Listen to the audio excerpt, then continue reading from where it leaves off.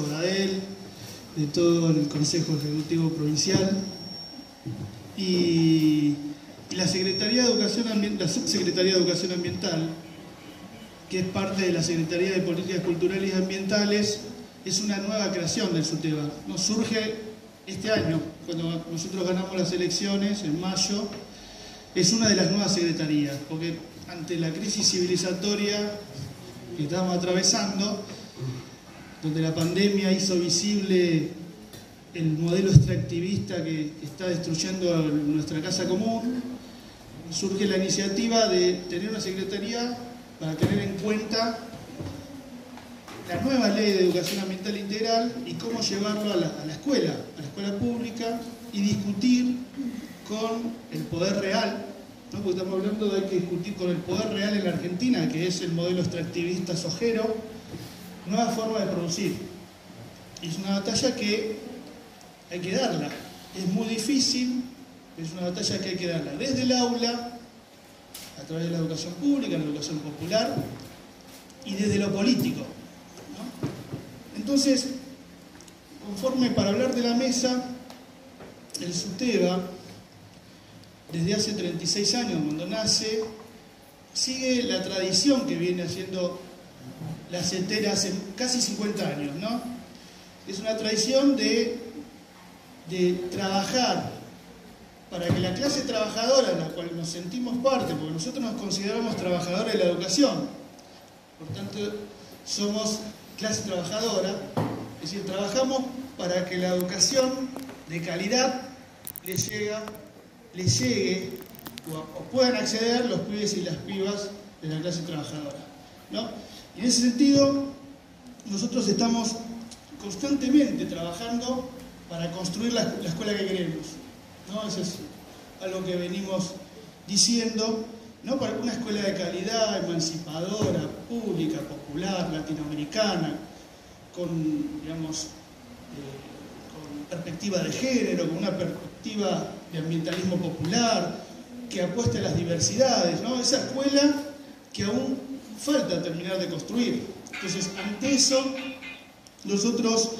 aportamos a que eso se venga construyendo. Y en ese sentido es que nosotros, por ejemplo, adherimos a lo que consideramos que surgió, digamos, a partir del siglo XXI, lo que es el movimiento pedagógico latinoamericano, ¿no? Y es un movimiento que surge desde la lógica, desde tradiciones, ¿no? de diversos, de educación popular y de educación pública, de diversos países latinoamericanos, que encima, digamos, se retroceden hasta principios del siglo XVIII, ¿no? Principios del siglo XIX, y que, digamos, llegan a su máxima expresión con Paulo Freire. Este año nosotros asistimos al movimiento pedagógico latinoamericano que se hizo en Recife, digamos, tratando de estar presentes en el centenario del nacimiento de Paulo Freire, en realidad 101 años, porque el año pasado, por problemas de la pandemia, no pudimos asistir, y desde ahí, digamos, nos nutrimos con experiencias populares de los países latinoamericanos, del que somos parte, y en ese sentido, por ejemplo, otra de las iniciativas que hablábamos ahí con los compañeros anteriormente, surge el FINES, ¿no? El plan FINES, un plan que surge en el 2008, ¿no? Con mucha letra de SUTEBA, mucha letra de nuestra querida compañera Mari Sánchez, que hoy no está entre nosotros físicamente, pero sigue estando en el SUTEBA, ¿no? De esto de llegar, digamos, con el objetivo de que muchos adultos y jóvenes puedan finalizar sus estudios primarios y secundarios. Luego en el 2010 surge el plan FINES 2, ¿no? Tratando de hacer llegar a los trabajadores y las trabajadoras cooperativistas y de planes sociales la educación y para finalizar sus estudios, porque nosotros creemos que estas experiencias de educación popular, ¿no? que vienen trabajando muchas organizaciones sociales, y la educación pública tiene que ser una síntesis, ¿no? Y el plan Fines, últimamente, después del macrismo, se reconstruye y empieza a llegar a esos lugares donde el Estado no puede llegar, ¿no? En los barrios populares. Nosotros creemos que la educación popular y la educación pública tienen que ir de la mano, así lo decía Paulo Freire y todo lo que es el movimiento pedagógico latinoamericano. Y bueno, y para terminar, y no hacerlo tan largo, sabemos que para seguir abonando en la educación, digamos, de jóvenes y adultos, debemos acompañar escenarios que lo hagan posible,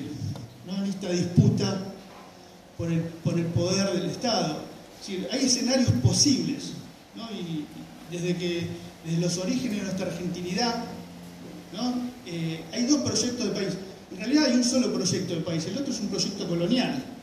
¿no? Y ante eso, ¿no? Ante un 2023, lo primero que tenemos que hacer es pensar que es posible, ¿no? Para construir esa escuela que queremos y esa educación para los jóvenes y adultos, para que tengan el objetivo de poder terminar sus estudios, ¿no? Entonces, es el objetivo de la clase trabajadora, es entender a dónde estamos parados, cuál es el enemigo, hay que visibilizar quién es el verdadero enemigo y apuntar hacia ahí, ¿no? Y otra cosa que debemos hacer, como lo decía Hugo Yasky, siempre lo decía, es que hay que hacer la unidad hasta que duela, ¿no? Porque es algo que nos debemos como pueblo. Generar espacios de participación, de unidad, de discusión, porque el enemigo es muy fuerte. Así que bueno, yo creo que hay 2023 y muchas gracias por invitarnos y por participar de esta mesa. Gracias.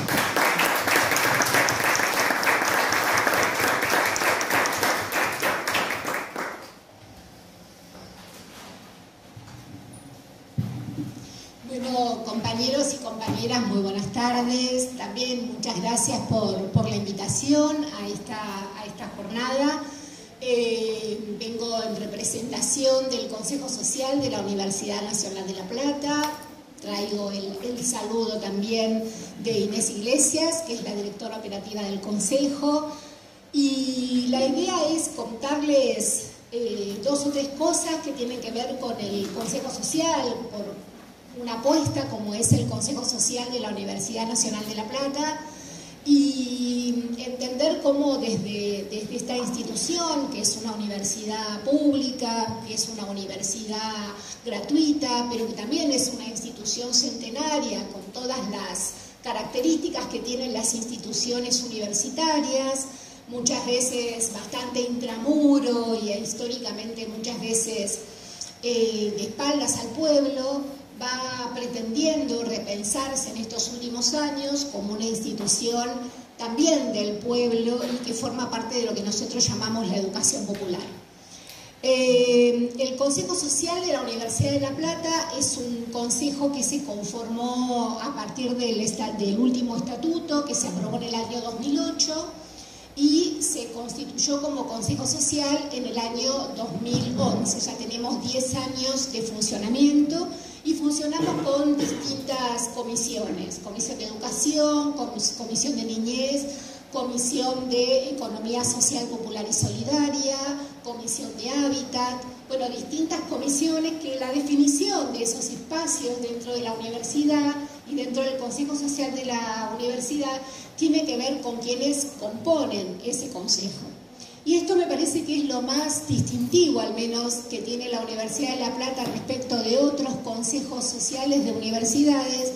porque la decisión de nuestra universidad en su momento fue una constitución amplia del Consejo Social, que no sean solamente las cámaras empresariales o los sectores sindicales, sino que junto con cámaras empresariales y sectores sindicales pudieran converger en nuestro consejo las organizaciones sociales que componen el territorio de la Universidad de La Plata, que es la zona de La Plata y su influencia. De esta manera, el gran motor y dinamizador del Consejo Social es justamente la presencia de las organizaciones sociales, que son quienes de alguna manera traen las problemáticas del territorio a la universidad, y la universidad, como una institución del Estado, como una institución del pueblo, tiene la obligación de abrir los oídos a esas demandas y tiene, por lo tanto, la obligación de poner a disposición los conocimientos, las tecnologías, toda esa producción de saberes, de conocimientos y de prácticas que tiene la educación a disposición del pueblo. Como nosotros siempre decimos, mientras los salarios de los académicos, de los investigadores y las investigadoras, los docentes, universitarios, universitarias, se pague con el IVA de la leche del pueblo, la responsabilidad de la universidad es una universidad al servicio del pueblo, no al servicio de los intereses concentrados. Y esa es un poco la finalidad que tiene este Consejo Social, al menos como lo entendemos en el marco de la Universidad Nacional de La Plata.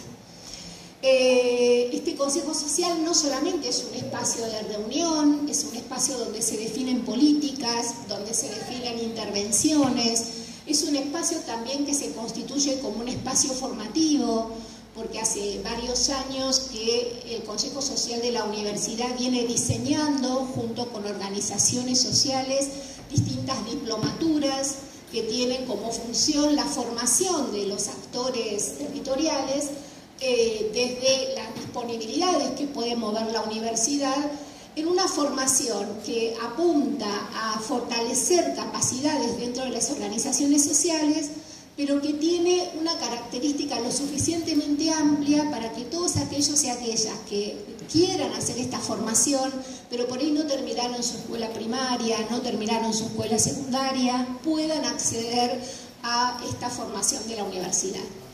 Esto implica que el Consejo Social le abre las puertas a estudiantes que no son los estudiantes tradicionales de la universidad, sino estos nuevos estudiantes, estos nuevos sujetos sociales que hacen la universidad junto con nosotros. En la perspectiva que trabajamos en el Consejo Social, nosotros nos concebimos como un actor de la educación popular, no entendemos a la educación popular como un tipo de educación, sino como una perspectiva político-pedagógica que llevamos adelante desde el Consejo, en el sentido de pensar que la educación popular, al menos en diálogo con la universidad, es la posibilidad de tensionar los saberes alienados a la ilustración y a la modernidad y al hiperdisciplinamiento que tienen los saberes universitarios y abrirlos para el reconocimiento de otro tipo de saberes y de otro tipo de diálogos y sobre todo de otro tipo de prácticas pedagógicas dentro de la universidad. Este espacio acogemos a muchos de los que están aquí, algunos de los que están aquí nos conocemos porque formamos parte de ese Consejo Social, formamos parte de este colectivo, sabemos que ocupamos un lugar periférico o, si se quiere, marginal dentro de la universidad. También sabemos que conformamos un espacio alternativo, entendiendo lo alternativo como aquello que está en lucha y en pugna con lo hegemónico, y pensamos en que las prácticas formativas y pedagógicas que desarrollamos en el Consejo Social serían prácticas formativas y pedagógicas que ojalá derramaran en todas las cátedras y en todos los espacios de la universidad. Así que la idea era por ahí compartir con los que no conocen el Consejo Social y contarles un poco esta perspectiva, pero sobre todo compartir la idea de que aquellos que nos definimos como actores universitarios, pero que además de eso tenemos una identificación muy fuerte con la militancia territorial y con la militancia política, estamos dispuestos a trabajar desde adentro para generar otros vínculos pedagógicos y otros vínculos con el conocimiento, con la universidad, y particularmente una universidad como la Universidad de La Plata, que no solamente la queremos porque es una universidad pública y ha sido la casa de muchos de nosotros y nosotras, sino porque tiene tal vez los más ilustres egresados del país, como Néstor, como Cristina, que tanto nos enorgullece que hayan formado parte, o que sigan de alguna manera, Cristina, también formando parte de nuestra casa. Cuidémonos, y como dijo Cristina el otro día también en La Plata, militemos por la Argentina. Muchas gracias.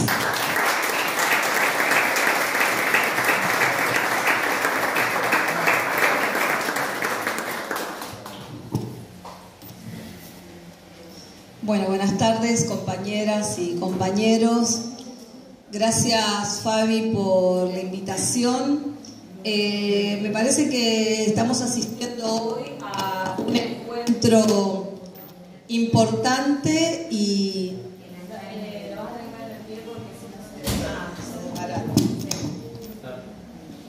Ahí está bien. Ahí porque si no, no te olvides. Bueno. Decía que me parece que este encuentro resulta no solamente importante, sino también necesario, sobre todo en las escenas que estamos transitando en los últimos tiempos. Ayer mismo se llevó adelante, quizás ustedes se han enterado, un encuentro que se llamó La Noche de la Educación. ¿Tuvieron conocimiento de eso? La Noche de la Educación, un encuentro en el que se reunieron 300 personalidades. Yo cuando me dijeron venir a este encuentro dije, no, yo quería estar anoche con las 300 personalidades del mundo político, empresarial y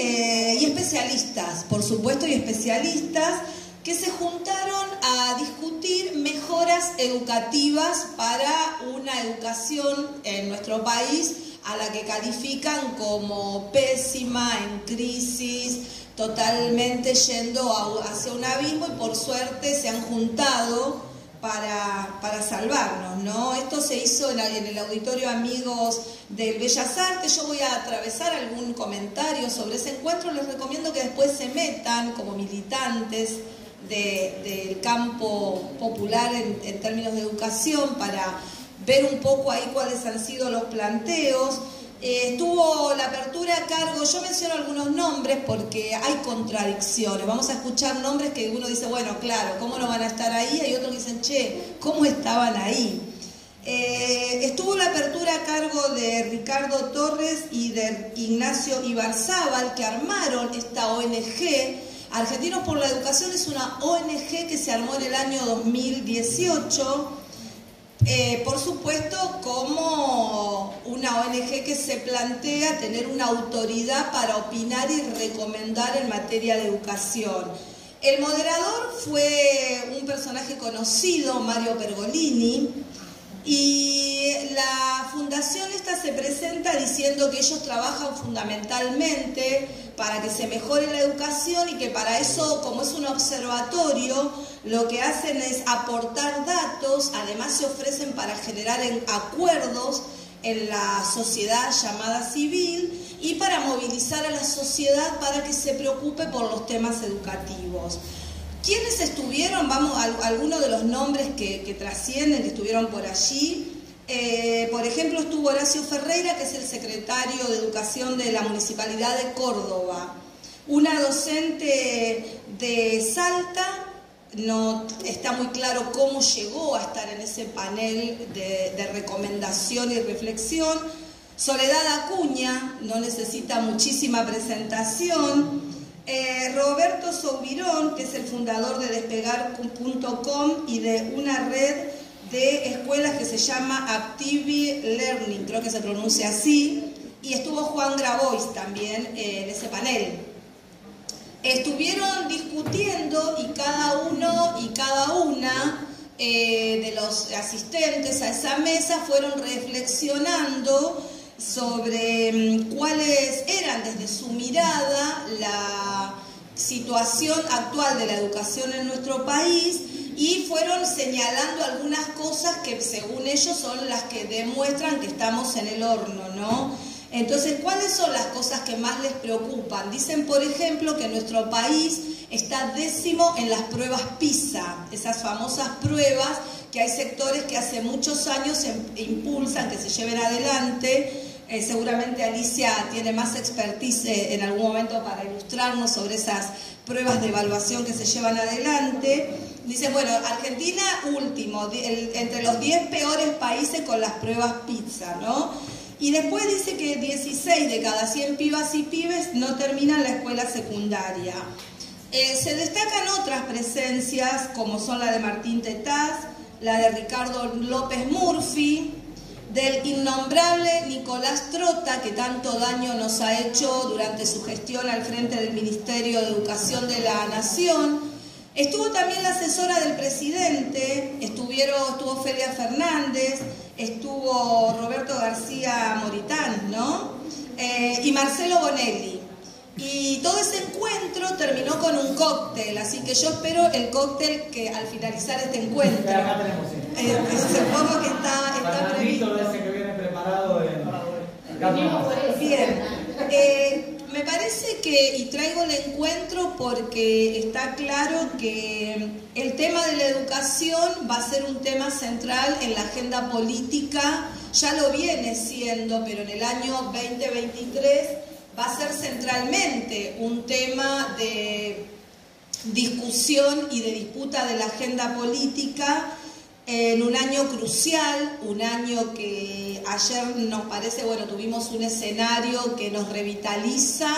y que ya nos está poniendo y nos ha marcado el mojón de partida, el ancla necesaria como militantes para poder empezar a transitar el gran desafío que tenemos cada una y cada uno de los lugares de militancia que ocupamos, y poder empezar a prepararnos, porque el tema educación viene siendo desde mucho tiempo tomado por la derecha como parte de su discurso, de su construcción y de la disputa del sentido común de la sociedad, con un discurso en el que ya lo venimos transitando, lo venimos escuchando, de esa demonización, como se hizo en algún momento, del estado de la escuela pública y de las y de los docentes, ese discurso en el que se pretende presentar a la escuela pública como un lugar en el que se cae, un lugar en el que el prestigio que quizás en otros momentos se le pudo asignar, lo ponen en duda y acentúan en esto, sobre todo cuando se refieren a las y los docentes, haciendo todo lo posible para generar un enfrentamiento con la comunidad, un discurso en el que hablan desde el enseñar y el aprender relacionado con la meritocracia, y un discurso que además, entre otras cosas, por ejemplo, pone en debate temas como son la repitencia. Son todos estos temas que calan en la sociedad, porque qué padre y qué madre no quiere que sus hijas y sus hijos asistan a escuelas en donde hay clases todos los días, en donde se enseñan los contenidos que se suponen que son los necesarios para enfrentar la vida. Entonces, cuanto más cuadernos llenos hay, cuanto más actividades hay, cuantos más pruebas hay, cuanto más la escuela y los docentes sancionan, hay sectores de la comunidad que adhieren a esas ideas como lo que hacen y connotan a una educación pública de calidad. Entonces, la derecha tiene eso como muy claro y trabajan sobre esos sentidos como para ir generando cuestionamientos sobre las prácticas educativas en las instituciones y sobre las formas organizativas de las y los docentes en un país en el que, si no fuera por la organización gremial, hoy estaríamos, si nos hubiéramos encontrado con herencias de escuelas privatizadas y con un avance que no se pudo hacer ni durante la dictadura ni durante los 90, porque tuvimos en el campo educativo compañeras y compañeros, educadores, docentes, alfabetizadores que dieron su vida, que fueron detenidas, detenidos, secuestrados, asesinados, desaparecidos, que durante los 90 resistieron profundamente los embates del neoliberalismo y los intentos privatizadores que se llevaron adelante no solamente en nuestro país, sino en toda Latinoamérica. Entonces, claro que la derecha quiere tener a las y a los docentes como sus enemigos, y claro que quiere trabajar sobre ese sentido común de la sociedad para separar cada vez más al pueblo de la escuela pública. Entonces, ¿cuál es el territorio de debate que les gusta? Les gusta debatir con expertos, por supuesto, y les gusta debatir con padres y con los padres que abonan y que adhieren a este tipo de miradas que hay sobre la escuela y sobre la educación. Entonces, mirar eso no nos puede pasar desapercibido. Como militantes no podemos solamente llevar adelante prácticas que nos vinculen entre quienes pensamos de la misma manera y que pongamos el esfuerzo sostenido nada más que en eso, sino que tenemos que estar con mucha atención mirando qué es lo que está pasando, no solamente en lo microterritorial, sino también en la macropolítica y en estos escenarios que se van generando y que se van produciendo y que se van a intensificar cada vez más a medida que avancemos el año que viene en el calendario electoral, en donde la disputa va a ser muy grande, muy intensa y en donde tenemos algunas dificultades de escenario, algunas dificultades en el plano político, en el plano económico, que nos van a hacer que sea muy difícil llevar adelante los debates que se vienen, pero que tenemos un montón de fortalezas para salir a dar esa discusión y ayer Cristina también planteó alguna mirada en términos económicos que nosotros lo tenemos que traducir al tema educativo, porque ella hizo referencia cuando mostró ese gráfico que era muy claro, muy ilustrativo, y creo que nosotros tenemos el desafío de traducir ese gráfico al territorio de la educación y ver cómo ha sido desde el año 2003 hasta el año 2015 la política educativa de esos años en lo que la educación pasó a ocupar un lugar de preponderancia que no tenía hace muchísimo tiempo. Entonces ahí tenemos un espejo en el que poder empezar a mirar y a situar nuestro discurso y ese debate que vamos a tener que dar en el territorio, en el que podemos recuperar, resignificar y volver a poner el faro iluminador sobre las mejores políticas educativas que se llevaron adelante en esa etapa y que no solamente tienen que ver con el plano institucional, porque vamos a encontrar las mejores leyes que se dictaron en los últimos años en relación a la educación. Vamos a encontrar los mejores ejemplos en el plano simbólico, por toda la revalorización que hubo de la escuela pública, de los actos escolares, de los encuentros en torno a las fechas patrióticas, y vamos a poder encontrar también toda la posibilidad que tuvimos como colectivos de educadoras y de educadores populares de organizarnos y de militar en territorio la educación. Siempre nos hemos caracterizado como pueblo por llevar adelante prácticas educativas en los sectores y con los sectores populares. Por eso decía, podemos recuperar el ejemplo de los 30.000 compañeras y compañeros que iban a los barrios a alfabetizar, a enseñar, a abrir escuelas, y que así se ha ido expresando a lo largo de la historia. Pero como decía el compañero de SUTEBA, nosotros podemos dar cuenta de una etapa que es muy identificable en la historia que como educadores tenemos, y que es la irrupción de todo lo que se armó en relación y en torno al Plan Fines. Un programa que cuando tomamos junto a Mari la definición política, que ese era el modelo pedagógico y educativo que queríamos para las trabajadoras y los trabajadores de la cooperativa, y agarramos una resolución firmada por Cristina en el año 2008, creo que en ese momento poco imaginábamos, quizás sí en la cabeza de Mari, en esa cabeza enorme, visionaria que tenía, ya podría haber anticipado lo que iba a ocurrir en un programa que podría haberse pensado como de escolarización, porque traía la posibilidad de ofrecer formatos más flexibles, de adecuarlo a las realidades territoriales, pero que sin embargo se configuró de una manera que irrumpió en la escena educativa metiendo debates que si no entraban desde esta manera, con esa irreverencia, con esa rebeldía, con esa fuerza con la que se ingresó a decir que la escuela secundaria tenía que dejar de ser para pocos, para algunos, dejar de ser esa vieja escuela de Bartolomé Mitre para preparar a las clases dirigentes. Entonces, junto a todo ese movimiento y el reconocimiento de los referentes y las referentas educativos, se terminaron de consolidar colectivos como este en el que hoy nos encontramos dando esta charla, de compañeras y compañeros que se fueron organizando para llevar adelante esta propuesta del programa, y ya nada nos detuvo.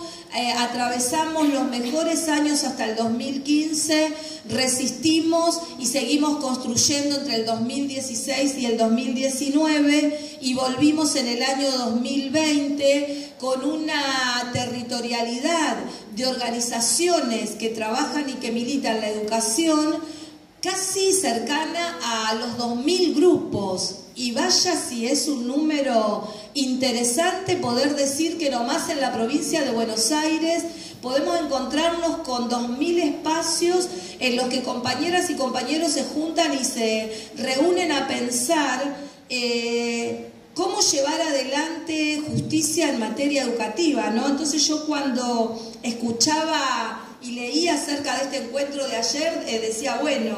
qué desafío que tenemos, ¿no? Ellos se juntan, bueno, juntémonos nosotras y juntémonos nosotros, generemos un espacio en el que desde cada uno de los lugares en los que estamos, desde las organizaciones sindicales, las organizaciones cooperativas, muchas organizaciones religiosas que tienen miradas muy próximas a las nuestras, desde los diferentes movimientos que interpretan cómo tienen que ser las políticas públicas, empezar a caminar para generar el año que viene un gran encuentro en el que seamos nosotras y nosotros quienes enunciemos cuáles son los problemas de la educación en nuestro país y cuáles son las soluciones y las respuestas que queremos, porque no podemos permitir y no podemos mirar pasivamente que nuestro presidente se esté reuniendo con esas ONG, con esos sectores, cuando somos quienes estamos en los territorios y quienes construimos la política cotidianamente,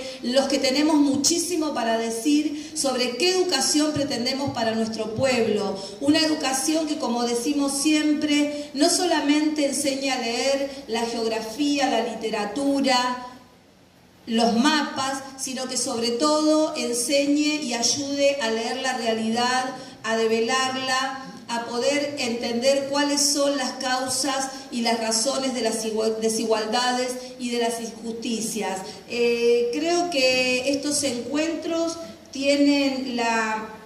importancia de ser eso, de ser contraculturales en este momento y de ser ir en contra de lo que se está desde algunos lugares intentando instalar como los espacios y los ámbitos autorizados para opinar, para decidir, y la verdad que ya estamos bastante grandes, hemos transitado bastante como para bancarnos que sigan siendo los empresarios y que sigan siendo los expertos y algunos economistas los que nos vengan a decir qué es lo que tenemos que hacer. Entonces, como para ir finalizando, proponerles y proponernos eso, seguir trabajando para que estos espacios se repitan con toda la frecuencia necesaria, pero para que además nos conduzcan a encontrarnos en un gran ámbito, en un gran espacio en el que desde cada uno de los lugares, desde donde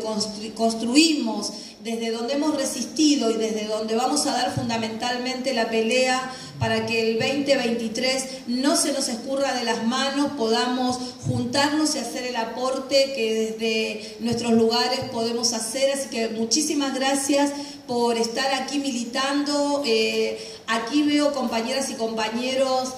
jóvenes, muy jóvenes, y eso genera muchísimo entusiasmo, muchísima alegría y créannos que muchísima tranquilidad, porque sabemos que hay banderas que van a seguir en alto y que seguramente se van a reconfigurar de una manera mucho mejor a la que nuestra generación y nosotras y nosotros estamos haciéndolo en este momento, porque ustedes tienen miradas cotidianas que van construyendo en esa presencia territorial y que va a aportar muchísimo para renovar las luchas, para que esas luchas sean adecuadas a la época y vayan revirtiendo las nostalgias que nos tienen que seguir nutriendo, pero que indudablemente hoy tenemos que recrear y tenemos que renovar las formas de llegar a las comunidades, porque estamos disputando sentido común y ese sentido no es sencillo, es un debate que tiene una gran complejidad y que son las generaciones más jóvenes las que tienen la apertura, la rebeldía y la creatividad necesaria para que esas batallas se puedan dar de las mejores maneras posibles. Así que bueno, muchas gracias por esta posibilidad de dialogar con ustedes.